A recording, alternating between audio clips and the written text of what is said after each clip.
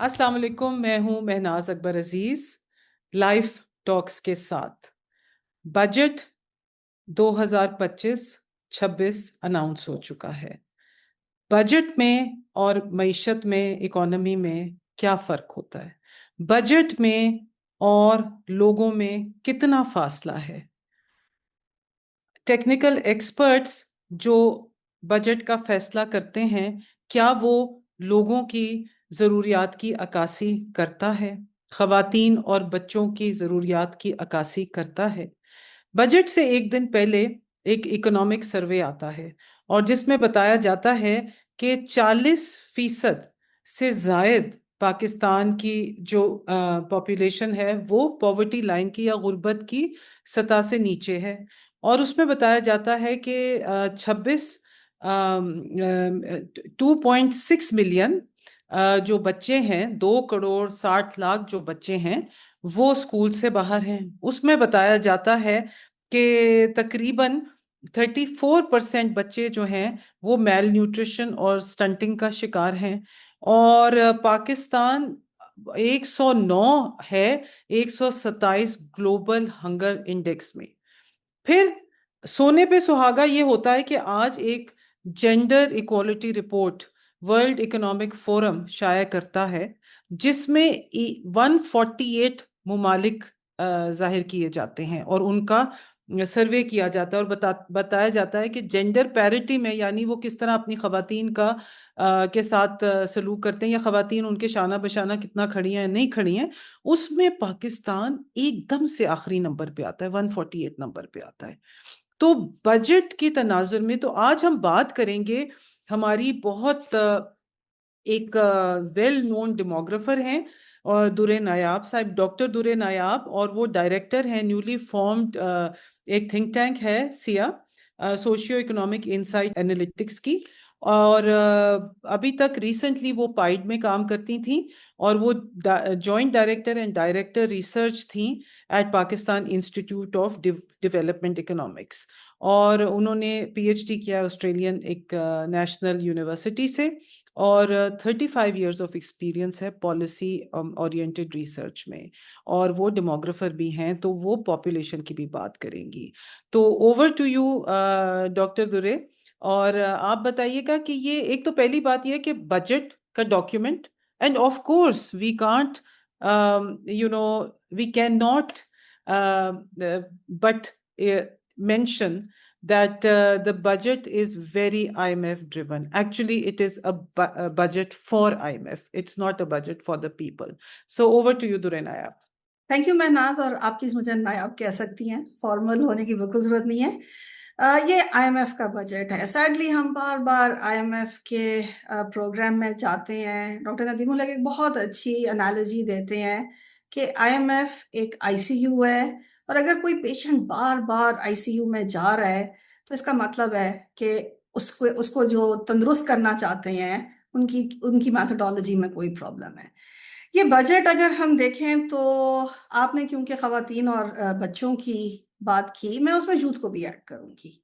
खवातीन, बच्चे और यूथ, नॉट टू मीन के जी मर्द इम्पोर्टेंट नहीं है, लेकिन उनकी बात होती रहती है। उनके पास सोशल स्पेस भी है, उनके पास कंपैरेटिवली इकोनॉमिक स्पेस भी है। आपको कुछ खास उसमें अच्छा नहीं। Durre, sorry sorry to interrupt. फिर हाँ जी। इसको अगर आप ये खवातीन, बच्चे, youth and then the poverty जो आपका है ना, living under the poverty line, उनको भी इसमें लेके चलें साथ में इस जरूर जरूर, डिस्कशन। ये आई थिंक सारी चीजें जुड़ती हैं, सारी चीजें जुड़ती हैं। आपने पॉपुलेशन का लफ्ज भी इस्तेमाल किया। पॉपुलेशन क्यों ज्यादा है? क्योंकि पावर्टी ज्यादा है। पावर्टी क्यों ज्यादा है? क्योंकि पॉपुलेशन ज्यादा है। ये सारा अगर आप देखें, हम एक इतनी विशियस साइकिल में फंस चुके हुए हैं कि अनलेस कि हम कोई बहुत ड्रास्टिक चीज करें, हम बस इसी दायरे में घूमते रहेंगे। मतलब अगर मैं इस बजट को देखूं तो एक चीज जो मुझे एकदम से नजर आती है कि जो इन्होंने फ्रीलांसर्स पे एक टैक्स लगाया। अच्छा, मैं ये नहीं कह रही कि जी ई कॉमर्स वाले सारे प्लेटफॉर्म्स को छोड़ दें, वो जो 4-4 लाख के शादी के जोड़े बेचते हैं, आप जरूर उनसे टैक्स लें। लेकिन जो खवातीन अभी घर से जिन्होंने छोटा छोटा काम करना शुरू किया था, जो यूथ जिसको कोई एम्प्लॉयमेंट नहीं मिली, एंड दे फाउंड अ वे कि अच्छा चलो इंटरनेट पे हम अपनी अर्निंग करते हैं, आप जब उनको इतना टैक्स करेंगे, यूथ तो वैसे ही भागना चाहती है यहाँ से। हमारे सर्वे ने बताया कि जी यंग मेल स्पेशली वो यहाँ नहीं रहना चाहते। आप उनके लिए हालात मुश्किल से मुश्किल से मुश्किल तरीन करते जा रहे हैं। आज ही एक एक बहुत अच्छा थ्रेड किसी सिंगापुर के बंदे ने ट्विटर पे लिखा, वो मैंने कुछ व्हाट्सएप ग्रुप्स में भी शेयर किया। उसको मैं क्यों मुझे एकदम से वो बहुत स्ट्राइक किया, क्योंकि उसमें उसने एक बहुत मेजर सेगमेंट जो है वो टैक्सेस पे लिखा। आप अगर बजट की स्पीच सुने, आपको उसमें कॉन्स्टेंटली ये टैक्स वो टैक्स फलाना tax revenue generation tax tax tax tax tax tax tax की बात सुनाई देती है। उसने वहां एग्जैक्टली बताया कि किस तरह सिंगापुर ने टैक्सेस लो रखे कि इकोनॉमिक एक्टिविटी जो है वो बढ़े। और जब इकोनॉमिक एक्टिविटी बढ़ेगी तो लोगों के हालात बेहतर होंगे। मैं ना एक चीज हम शायद हमें बहुत दफा कहनी चाहिए कि जो भी पॉलिसी बनाई जाती है वो इंसानों की, पाकिस्तान की अगर कोई पॉलिसी है तो वो पाकिस्तानियों की जिंदगी बेहतर करने के लिए बनाई जा रही है।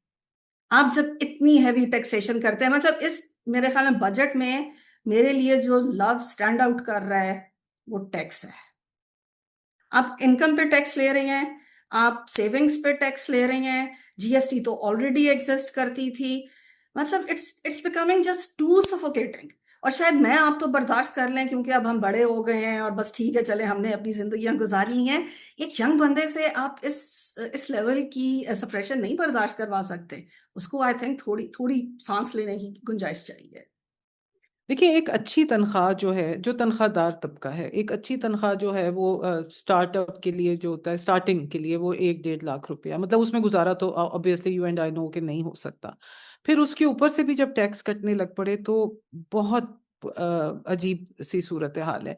ये बताइएगा कि ये जो बजट डॉक्यूमेंट होता है, ये हम्म। तो मतलब ये तो तय हो गया कि ये आईएमएफ का बजट है और ये कैसे इसको अक्कासी लोग इसमें से बहुत खुशखबरियां भी निकालने की कोशिश कर रहे हैं। अभी मैं एक मीटिंग से आ रही हूँ जहाँ कहा जा रहा था कि जी जेंडर भी है और जेंडर के लिए पीएसडीपी को आपने जेंडर टैग करना है। वो नई एक टर्मिनोलॉजी मुझे पता चली कि जेंडर टैग एक कोई टर्मिनोलॉजी होती है कि पीएसडीपी से कुछ निकाल लें। कुछ अंदाजा है आपको दुरे नायाब के पिछले साल एक्सक्लूसिवली खवातीन पे कितना खर्चा हुआ होगा?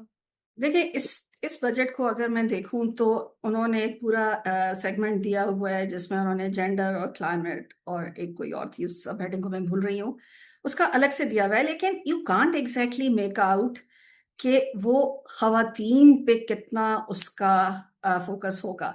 आप जो अभी मैंने संभव मैं फिर टैक्स पे जा रही हूँ क्योंकि मेरे लिए ये बजट बिल्कुल टैक्स था। आप क्यों नहीं खवातीन, आप इतनी इतनी बड़ी कंपनीज को सब्सिडीज देते हैं, तो आप हम्म। खवातीन के लिए कोई स्पेशल सब्सिडी का प्लान क्यों नहीं बना सकते थे। आई एम अगेंस्ट सब्सिडीज, लेकिन मुझे नहीं कहते एफर्मेटिव एक्शन चाहिए होता है। ये हमारे केस में खवातीन के लिए गवर्नमेंट को एफर्मेटिव एक्शन लेने की जरूरत है। अभी जो हमने ये जेंडर पैरिटी की आपने भी बात की, जो रिपोर्ट आई है इट्स वेरी डिप्रेसिंग। मतलब लास्ट ईयर हमसे नीचे सिर्फ सूडान रह गया था, हमें सूडान ने भी बीट कर दिया। अब या ये कहूँ कि पाकिस्तान ने सूडान को भी बीट कर दिया फॉर द बॉटम पोजीशन। अब हर चीज में नीचे आ रहे हैं। ठीक है, हम कुछ फिगर्स को भी इवन कंटेस्ट कर सकते हैं। जैसे उस रिपोर्ट को मैंने देखा तो उसमें लिखा हुआ था कि जी इसलिए भी पाकिस्तान नीचे गया है कि कैबिनेट में कोई फीमेल नहीं है, जो कि है, ऐसा नहीं है। लेकिन स्टिल मैं कहती हूँ अगर आप इवन बॉटम 10 में आ रहे हैं, अगर हम थोड़ी थोड़ी इनएक्यूरेसीज का भी उसमें गुंजाइश छोड़ दें, आई थिंक ये इट्स टाइम कि हम कोई मेजर मेजर चीज सोचें और लोगों का सोचें। प्लीज, इंडिविजुअल्स की जब जिंदगी बेहतर होगी तो मुल्क के हालात बेहतर होंगे ही होंगे। लेकिन अगर आप मैक्रो मैक्रो सोच रहे हैं तो आपका माइक्रो तो उसमें तबाह हो रहा है। और ये एक चीज मैं प्लीज ऐड कर दूं कि ये कंटिन्यूअसली यही चल रहा है। It is not like that we are targeting any particular government और एनी करंट गवर्नमेंट। मैं उस दिन, ये जिस दिन बजट आया, मैंने कहा मैं दो जुमले जब से मैंने होश संभाला है वो सुन रही हूँ। मुल्क एक नाजुक मोड़ पे है, ये हमारा परमानेंट फेज है। और दूसरा फेज क्या है कि जब बजट आता है तो जो बजट पेश करने वाले होते हैं वो हमेशा एक जुमला बोलते हैं कि ये अवाम के लिए बजट था, ये अवाम दोस्त बजट है और ये बिजनेस फ्रेंडली बजट है। ये दो जुमले जो हैं इनसे हमारी निजात नहीं हो रही। बस ये हमारे साथ चिपके हुए हैं। अवाम बेचारी रो रही है कि जी हम कहाँ से कहाँ पहुंच गए। नहीं, और एक मैं ऐड करूंगी इधर दुरे नायाब के रिलीफ रिलीफ देंगे। रिलीफ। इफ ये भी अच्छा, हम मैं इस लफ्ज से भी जा रहे मुझे हैं। अब चिढ़ हो गई है, इस लफ्ज से भी अब मुझे चिढ़ हो गई है यार। हम फकीर नहीं है, हमें रिलीफ नहीं चाहिए। हमारी ऑक्सीजन की जिस पाइप के ऊपर पाँव रखा हुआ है ना, उस पे से पाँव हटाते हैं। हमें सांस लेने दें। अपॉर्चुनिटीज क्रिएट करने की जरूरत है, रिलीफ की जरूरत नहीं है। जब बेस्ट शुरू हुआ था, मैं बिल्कुल बिलीव करती हूँ कि जी हर मुल्क में एक सोशल प्रोटेक्शन का जो है कोई प्रोग्राम होना चाहिए। जब बेस्ट शुरू हुआ उसकी बिल्कुल जरूरत थी, लेकिन उसने जो शक्ल इख्तियार कर ली, आई एम सॉरी, वो अब कुछ अजीब सी शक्ल हो गई है। और जब हर बजट में हम इसको अपनी सक्सेस के तौर पे प्रेजेंट करते हैं कि जी हमने बिस्प की एलोकेशन बढ़ा दी, डू दे इवन रियलाइज कि इसका मतलब क्या है? कि डेप्रिवेशन बढ़ गई है, आपको उसका बजट बढ़ाने की क्यों जरूरत पड़ रही है? आप प्लीज हमें ये बताएं कि हाँ जी ये बेस्ट के रेसिपिएंट्स थे और इतने ग्रेजुएट कर गए, वो उनको अब बेस्ट की जो ट्रांसफर है उसकी जरूरत ही नहीं रही। हम ये नहीं बता रहे, हम कह रहे हैं कि जी पहले इतने लाख बिलियन थे और अब इतने लाख बिलियन हमने बढ़ा दिए हैं। आई एम सॉरी, ये बहुत एक डिफीटिस्ट मुझे बात लगती है। ये कहीं से भी सक्सेस की बात नहीं है। एंड इट्स टाइम कि इसको अब एक कंडीशनल ट्रांसफर बनाया जाए, उसको बच्चों की तालीम से जोड़ दें, लड़कियों की तालीम से जोड़ दें। कहीं आपको इसको एक एक एक पॉजिटिव इसमें से चीज निकालनी। अच्छा, बहुत खवातीन हैं जो स्मॉल स्केल बिजनेसेस करती हैं। When you go into the rural areas, either it's handicrafts और इट्स समथिंग, डेयरी प्रोडक्ट्स हैं, या कोई कोई भी चीज़, आप हुंजा की तरफ से खाने पीने की चीज़ें हैं और सब कुछ। तो ये कि ये वो स्मॉल बिजनेसेस को भी सपोर्ट करने की कंडीशनल ट्रांसफर हो सकता है। बिल्कुल कर सकते हैं, लेकिन अब आप देखिए ना, उन्होंने तो छोटे छोटे बिजनेसेस पे भी टैक्स लगा दिए। अगर वो खवातीन अपनी जैम की बोतलें बना के इंटरनेट, हम कहते हैं जी टेक्नोलॉजी का जमाना है, उन्होंने कहा नहीं, टेक्नोलॉजी की भी जो ऑक्सीजन थी इसके ऊपर भी अब पाँव रखना है। सो हम सारा, आपका कहने का मकसद ये है कि जो हम रेवेन्यू जनरेट कर रहे हैं पाकिस्तान में, वो जो हमारी मेजर स्ट्रीम ऑफ रेवेन्यू है, वो टैक्सेशन के थ्रू है। मतलब वी हैव, मतलब ये वी हमने आर आसान एन तरीके। Over taxed country. आप अगर हिसाब लगाने लगे तो बंदे को समझ नहीं आ रहा होता कि यार। और अब फिर ऊपर से मुझे याद है कि हम पाइप के जमाने में हमने एक टी शर्ट बनाई थी जिसपे हमने लिखा था, मैं टैक्स चोर नहीं। यार हम टैक्स चोर नहीं है, हम हर स्टेप पे टैक्स दे रहे हैं। मतलब जीएसटी आप सोचें, एक एक गरीब भी जब जाके दूध का पैकेट लेता है ना, तो वो भी उस पर 18% जीएसटी दे रहा है। आप हर हर स्टेप पे तो टैक्स ले रहे हैं। और ये देखें कि आप वो जो रेवेन्यू जमा कर रहे हैं वो खर्च कैसे हो रहा है। एक्सपेंडिचर्स की तो हम बात ही नहीं करते हैं। मतलब ये अभी आपने भी सवाल किया कि जी क्या एलोकेशंस हैं। मैं कहती हूँ इसमें एक स्टेप हमें और ऐड करने की जरूरत है कि इवन अगर कम एलोकेशन थी या ज्यादा थी, उसका इस्तेमाल कैसे हुआ। हमने हायर एजुकेशन में पैसा फेंका, झोंका पैसा, लेकिन पैसा आने से तो हमारी क्वालिटी और नीचे चली गई है। तो वो जरूरी नहीं है कि जी पैसा बढ़ाने से ही मसला हल होगा। आप जब तक स्ट्रक्चरली चीजों को ठीक नहीं कर रहे हैं, the way we do things, आप जब तक अपना गवर्नेंस स्ट्रक्चर नहीं ठीक कर रहे हैं, या बड़ी क्लीशेड सी बात लगती है कि जी गवर्नेंस स्ट्रक्चर जब तक ठीक नहीं कर रहे हैं, लेकिन ये बात है आप इमारतें बनाई जा रहे हैं। आप मतलब मैं आपको ऑनेस्टली कहूँ, डेवलपमेंट का लफ्ज मैंने ये जो बजट ब्रीफ आया है उसमें ढूंढा, 76 टाइम्स आया हुआ है। और मैं यकीन से आपसे कहती हूँ कि जहां भी वो डेवलपमेंट यूज करते हैं, उन्होंने कोई इमारत खड़ी कर देनी है, उन्होंने कोई फ्लाईओवर बना देना है, उन्होंने कोई अंडरपास, एक और यूनिवर्सिटी की बिल्डिंग बना देनी है, किसी और स्कूल का जिसमें ना कोई तालिब इल्म होगा, जिसमें ना कोई उस्ताद होगा, लेकिन एक इमारत जरूर होगी। इन इन चीजों को मेरे ख्याल में, अगर हमारे पास पैसा कम है ना, तो इसका मतलब ये नहीं है कि हम टैक्सेस और बढ़ाएं, हम उस पैसे को एफिशिएंटली इस्तेमाल करने की कोशिश करें। दुरे शहबाज, जब मैं पार्लियामेंट में थी 2018 से लेके 2022-23 तक, तो बहुत से बजट आए। मतलब मेरे लिए तो बड़ा एंथ्रोपोलॉजिकल एक्सपीरियंस था, because I was an accidental parliamentarian, because my husband was disqualified. लेकिन मैं प्रोफेशनल थी, तो मुझे थोड़ा सा बिजनेस को जानने में बड़ी जल्दी से मैं जान गई कि कैसे करना है, और मेरे अपने एक था अहदाफ थे। अच्छा, तो उसमें ये था कि एवरी बजट पार्लियामेंटेरियन से नहीं डिस्कस होता था। It was not discussed and till today. It's just a cluster of people who make the budget. It's in the finance ministry and mostly bureaucrats. And आपके जो कैबिनेट वाले भी होते होंगे उनको भी वो बजट नहीं पता नहीं होता। पता होता होगा। देखिए, मैं ये नहीं कह रही कि जी parliament for the sake of parliament, parliament is the voice of the people.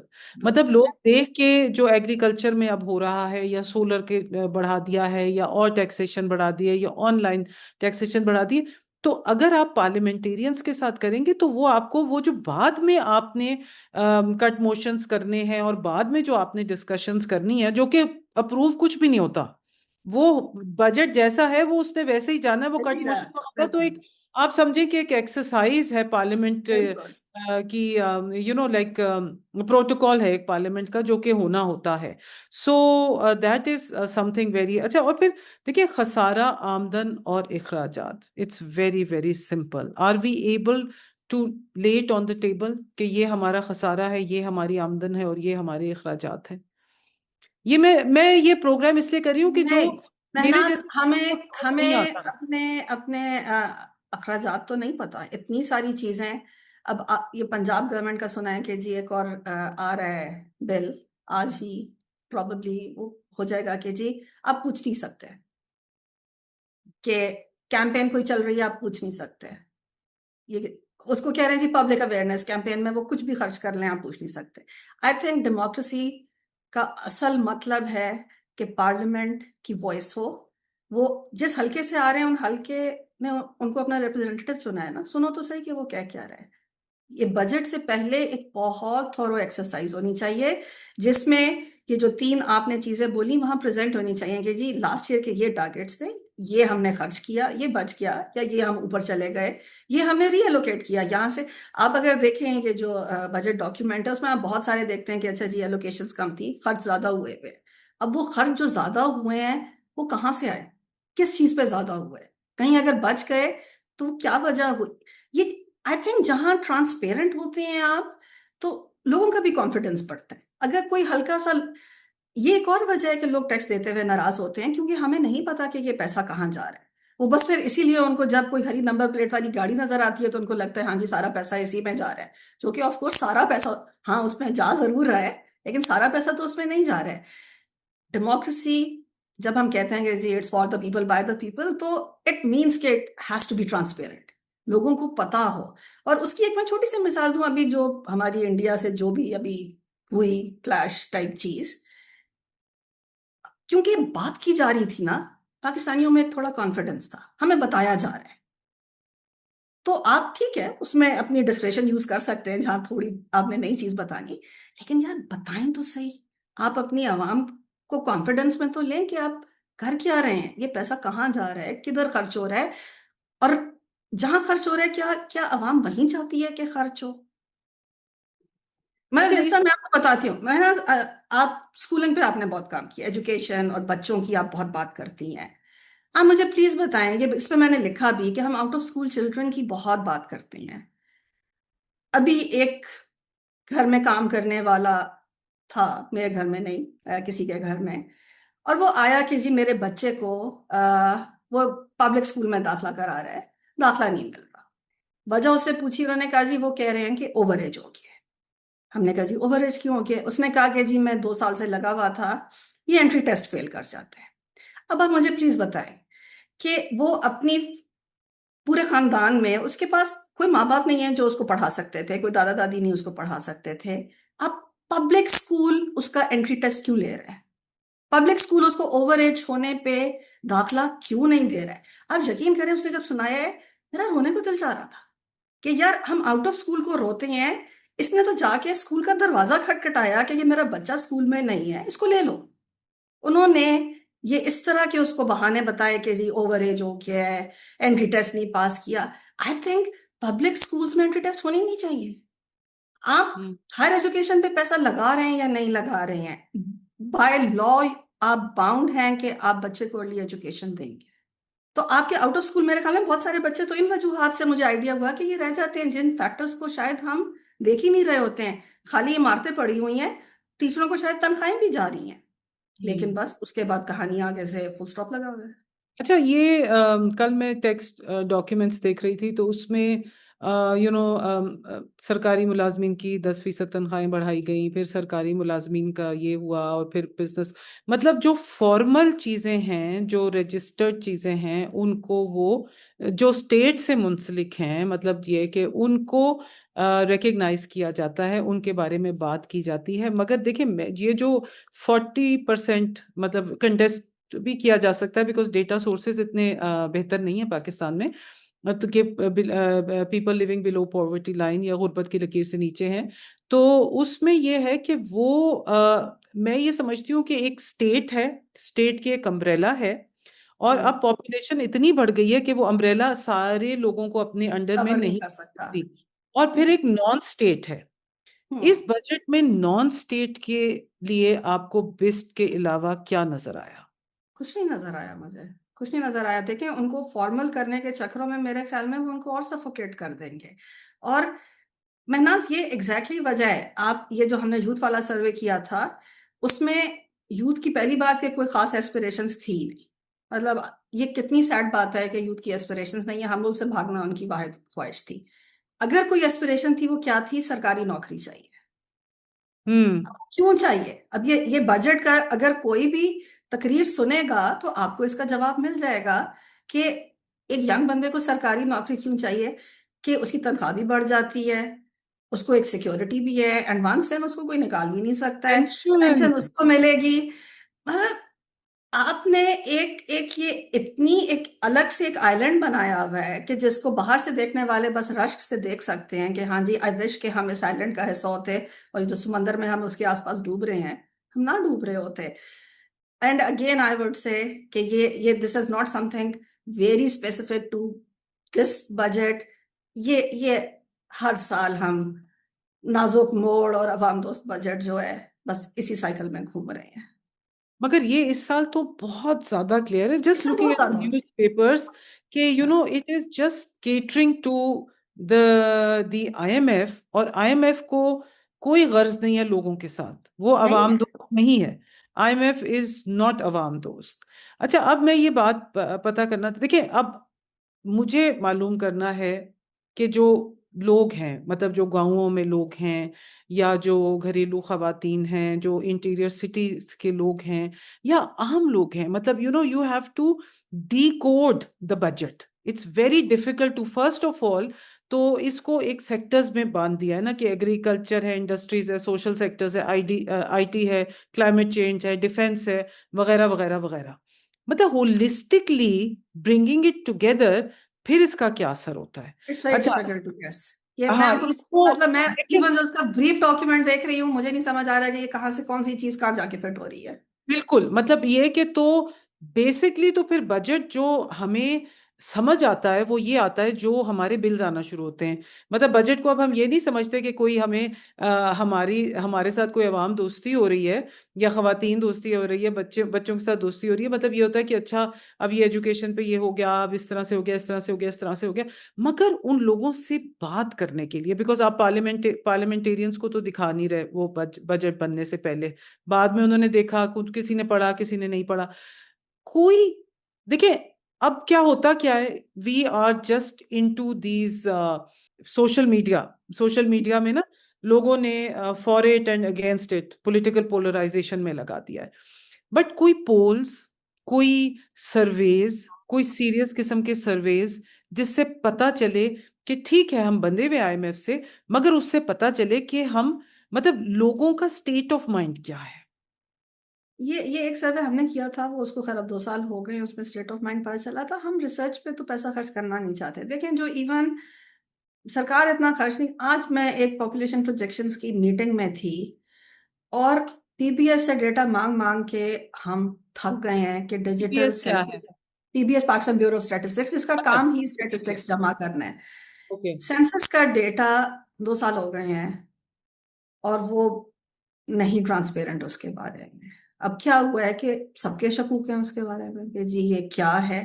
तो जिस तरह की आप पोल्स की बात कर रही हैं, आप देखें इवन जो प्राइवेट पोल्स आते हैं, आपको साफ पता चल जाता है कि ये पॉलिटिकल लीनिंग्स के साथ आ रही है। और कोई अगर बहुत ऑनेस्ट काम करे, मतलब मैं अगर अपनी मिसाल दूं, मेरी इस तरह की कोई पॉलिटिकल लीनिंग नहीं है। एटलीस्ट जब मैं एकेडमिक काम कर रही होती हूँ तो मेरी कोई लीनिंग नहीं है।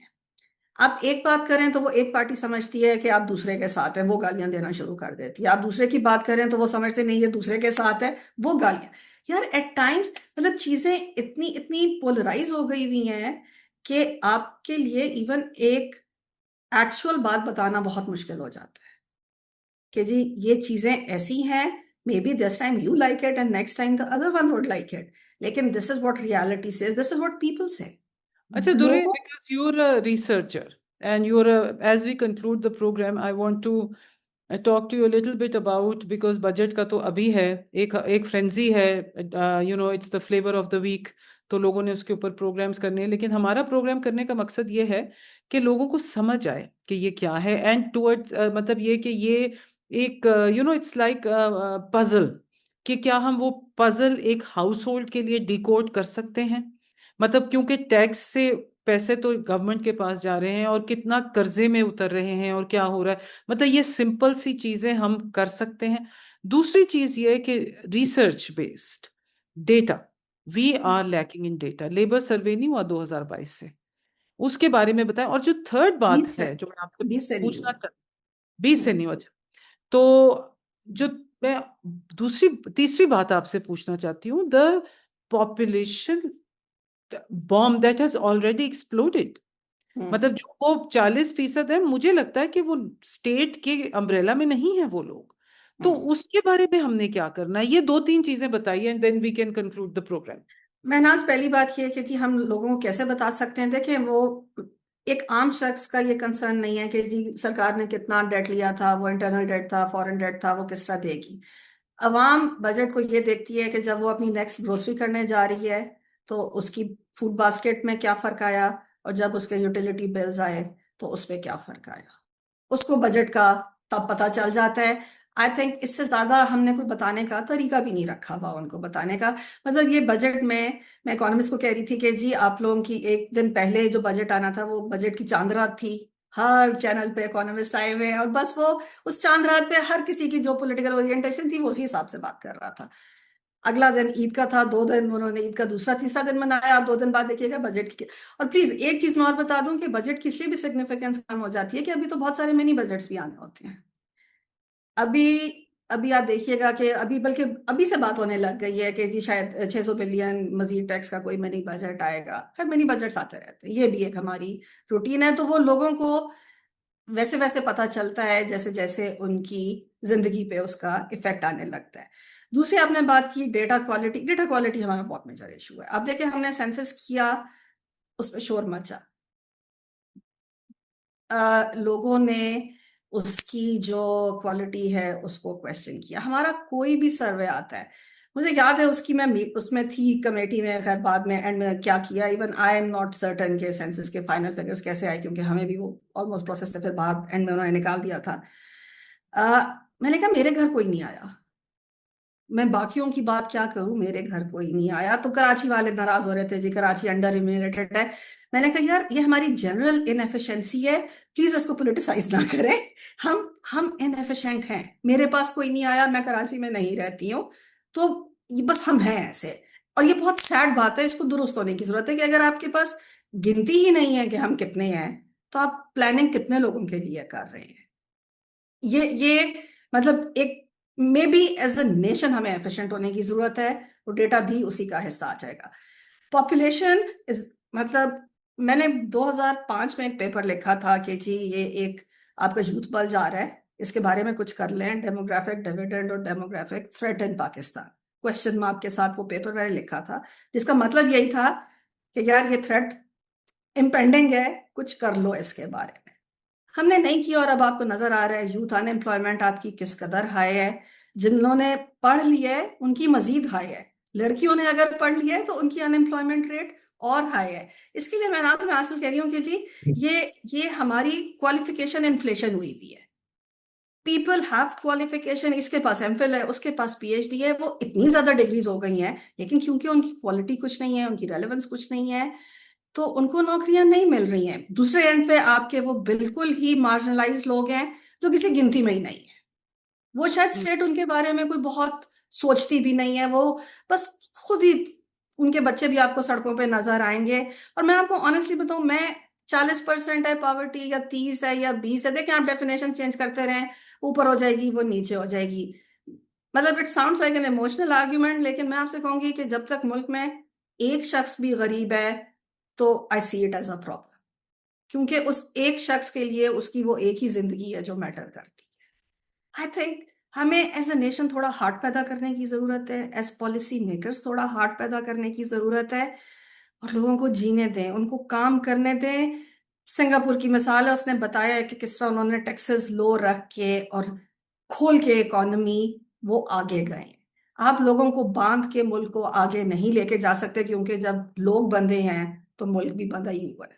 थैंक यू सो मच दुरे नायाब। हमने डिस्कशन की ऑब्वियसली एक मुअम्मा है जिसकी बहुत सी शिकों को हमने डिस्कस किया, but still we haven't been able to fully comprehend budget. Experts बहुत बैठे होते हैं मगर उन एक्सपर्ट्स का हाउस होल्ड्स को कोई फायदा नहीं है। और मेरे ख्याल में मीडिया वालों को भी ये करना चाहिए कि इसको सिंप्लीफाई करके पेश करें कि जी एक एक घर पे, एक एक फर्द पे, एक एक बच्चे पे इसका क्या असर पड़ेगा और क्या बेहतरी होगी, मतलब कुछ बेहतरी की भी होगी इसमें पॉइंट्स होंगे। सो ये बहुत ज़रूरी है इस बजट के बाद, और लोगों में एक शऊर इसके बारे में पैदा होना चाहिए। और दूसरी बात जो आपने बहुत अच्छी की थी, और मैं समझती हूँ कि हम सबको फॉलो करना चाहिए, कि ट्रांसपेरेंसी। ट्रांसपेरेंसी ऐसी है कि पाकिस्तानी कौम बहुत रिजिलियंट है, और अगर आप उनसे सच बोलेंगे तो वो आपका भरपूर साथ देंगे, और वो पार्टीबाजी और इधर उधर की बातें करना भी छोड़ देंगे। तो इसके साथ wishing everybody well, and hopefully Pakistan will do better, the youth of Pakistan will do better, and we will come out of this, the turmoil that we are in, the economic turmoil that we are in, through our resilience. Khuda Hafiz, Pakistan Zindabad.